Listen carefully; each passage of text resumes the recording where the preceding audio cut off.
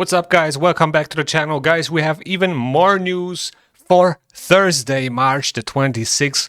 We're planning to launch a Pirates Path event where you have a chance to get a legendary champion, Edward Kenway, and other valuable goodies. So finally, we will get a guaranteed event for Edward Kenway. We've all been waiting for it. We had a guaranteed, champion chase tournament for Bayek. We had a guaranteed event for Basim, which was a deck of fate. And then, Ezio was the login champion and Cassandra was the fusion. So Edward was really the last one out of the Assassin's Creed collab for a guaranteed event, and now it is time. You will be able to earn event points by upgrading champions and summoning champions from shards. So it will be a champion training tournament, kind of, plus or event, however you want to say it, and a summon rush, okay? But here comes the interesting part. The rewards that you can earn from this event include, the legendary champion Edward Kenway, his 5-star perfect soul, an avatar, and 400 Titan points. And also other rewards, obviously. But 400 Titan points, that is a lot, okay? You can only skip a total amount of 250 if you want to, get this 5-star soul out of this Titan event for Pelops, okay? You can only skip 250. I don't know how they're going to be divided throughout a Titan Path event, but, you can only skip so many. So 400 Titan points is really a lot, like I said. The good thing is that it's going to be a champion training event or tournament at the same time, so you can get a lot of points from brews, from farming campaign, from running dungeons solo, and barrels and chickens and feasts, and you can get a lot of points like that. But the majority will come from shards, obviously. Now let's take a look at Edward, because I really feel like he's one of those champions that is a little bit overlooked as well. He's very, very good with this skill right here, between the eyes. Attacks one enemy before attacking, places a perfect veil buff on this champion as well as any other assassins on the team for 2 turns. Will ignore shield, stone skin, and block damage. Okay, so this is very, very strong. You will face a lot of champions with stone skin, maybe paired with a Neve that, provides block damage, so they will be under stone skin and block damage, and then also a Volcardic Heart buff, maybe, so, or a bolster set, so shield as well, and he just ignores all of it, kills the enemy target if he has enough damage, and he can really smack, and places a block revive on the same skill, okay, if the target is killed. So this is a very, very strong skill, and we actually used it in one of our last siege fights to block revive Solinar. I will put the link of the video in the description below, so you can feel free and check it out. And there you can see him in action. So this skill is very, very strong, okay? But then also he has a 2-hitter on the AoE attack on the A2, which is quite amazing. The first hit steals all buffs from all enemies and decreases each enemy's turn meter by 20%.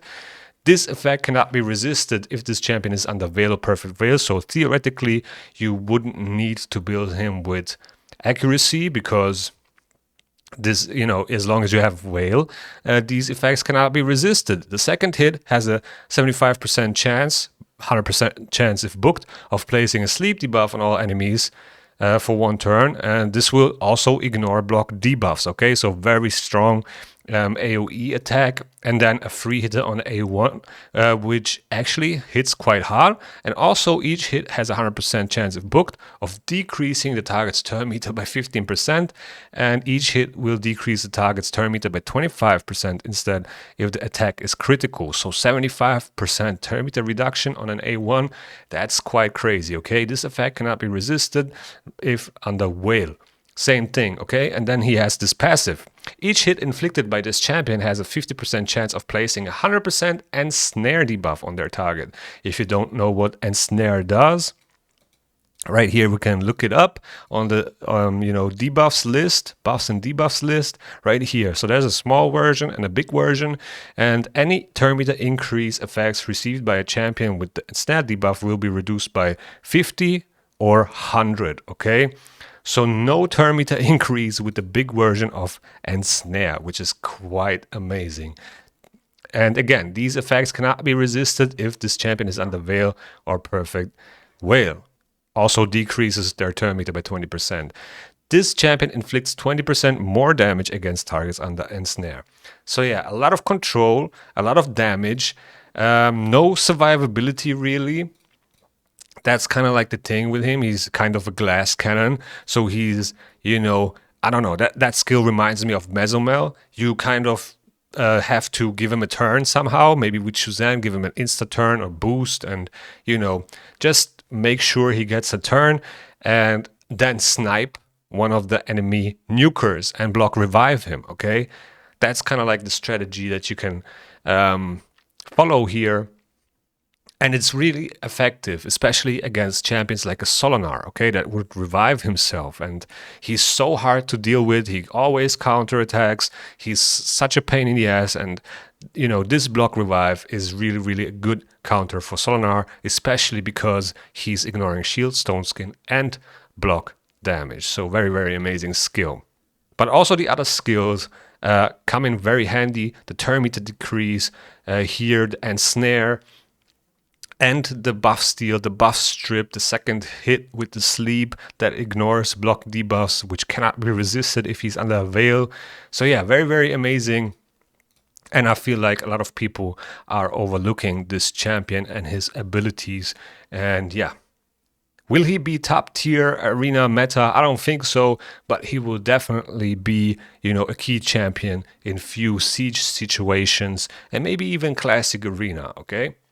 Now, I don't know if we're going to get progressives or 10x events or anything during this path. I doubt so, but maybe there will be something. I do have a few shards saved up, and I think I can get Edward plus his soul, maybe some points on the way. I don't know how they're going to, put those points in this path. I'm expecting something like 19, 18 sacred shards in terms of value for the champion, and then around 16, 17 for the soul, something like that. We will probably get like 4,500 points for sacred shards, 1,800 for primals, unless there's something boosted in those points. Sometimes they give us 50% more points on a specific shard. That happens as well. And then it should be like 700 for void shards and 300 for ancient shards and 3 points for mystery shards if it's a, summon rush like we are used to, okay? So that's the thing. Only shards will count in that case, no remnant summons or whatsoever, only the shards that you can see here. So mysteries, ancients, voids, primals, and sacreds. That's the way how you get points. And obviously champion training. All right, so yeah, I think I covered pretty much everything. I'll also put another video in the description below from a previous Titan path, so you can look up the points right there. And yeah, let me know in the comments below if you're going for Edward. Oh yeah, I almost forgot, there's also a gift if you collect all the assassins, where you get the Thunderbolt Spear Relic, an avatar frame, some gemstones, nothing crazy, but a small little gift that is quite handy.